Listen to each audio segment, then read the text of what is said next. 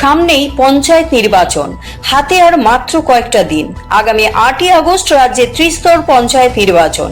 এই নির্বাচনের প্রাক্কালে সমস্ত রাজনৈতিক দল সকাল থেকে রাত পর্যন্ত নিজেদের ভোট প্রচার চালিয়ে যাচ্ছেন। কেউ বাড়ি বাড়ি গিয়ে ভোটের আবেদন করছেন, আবার কেউ সভা করে রাস্তায় নিজেদের প্রচার কর্ম চালাচ্ছেন। আর এই নির্বাচনের আগে 10 নম্বর মজলিশপুর বিধানসভা কেন্দ্রের পশ্চিম ত্রিপুরা জেলা পরিষদের 8 নম্বর আসনের বিজেপি প্রার্থী শিবায়ন দাস বাড়ি বাড়ি গিয়ে ভোট চাইছেন। এদিন তিনি সাংবাদিকদের মুখোমুখি হয়ে বলেন, ভোট প্রচারে বেরিয়ে ব্যাপক সাড়া পরিলক্ষিত হচ্ছে। তিনি আশাবাদী নির্বাচনে বিপুল ভোটে জয়লাভ করবেন। নির্বাচনে জয়ী হয়ে মানুষের সমস্যা দূরীকরণে বিভিন্ন পদক্ষেপ গ্রহণ করবেন বলে জানান তিনি।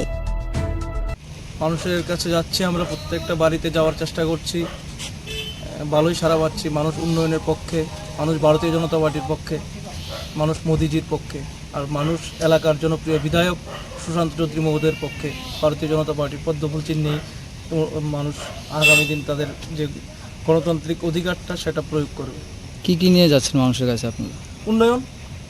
উন্নয়ন রাজ্যে এবং কেন্দ্রে যে হারে উন্নয়ন করছে, জনগণের স্বার্থে, জনগণের জন্য মোদিজি বা রাজ্য সরকারের যে বিভিন্ন প্রকল্পগুলো, সেই উন্নয়নের নিরিখে আমরা যাচ্ছি এবং মানুষ থেকে খুব ভালো আমরা সাড়াও পাচ্ছি।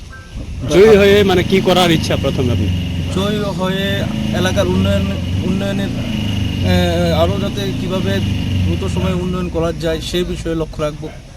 পাশাপাশি বিভিন্ন যেমন রাস্তাঘাট অনেক উন্নয়ন হয়েছে, তারপরও বিভিন্ন রাস্তাঘাটে যেমন কিছু যদি কাজ করতে হয় সেই বিষয়ে কাজ করার চেষ্টা করব। বিরোধী যে আপনার বিপক্ষে যে দাঁড়িয়েছে ওনার উদ্দেশ্যে কী বার্তা থাকবে? না, গণতন্ত্রের মধ্যে তো স্বাভাবিক আমার বিরোধী পক্ষে যায় যে বন্ধু দাঁড়িয়েছে, ওনাকে স্বাগত। উনি কাজ প্রচার করুক, মানুষের কাছে যাক। দেখুন, আজকে 25 বছর সিপিএম কি করেছে রাজ্যের মানুষ, এলাকার মানুষ সবাই জানে।